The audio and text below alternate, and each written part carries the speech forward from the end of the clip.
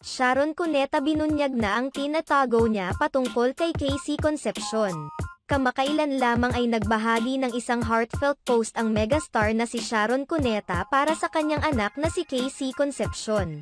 Ibinahagi ni Sharon Cuneta ang kanyang ginagawa noon pa man para kay Casey Concepcion bilang sagot sa pahayag niyang namimiss na niya ang kanyang ina.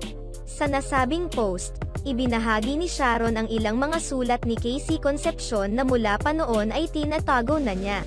I have kept most, if not all of Casey's letters to me when she was small. I hope she was able to somehow keep all of mine too. We have moved houses so many times that I wouldn't be surprised if lots of them got lost. Ipinahayag din ni Sharon kung gaano niya kamahal si Casey Concepcion kahit pa nagkalayo sila at may mga pinagdadaanan na. Anyway, my baby is never a second away from my heart, my thoughts, I miss her terribly. She's all grown up now, but the images of her as a little girl are so deeply etched in my brain and will stay there until I take my last breath. I hope you are doing well. Kukay. Tot tot. Tuti. Toot. Casey Waysay. Mama loves you very much.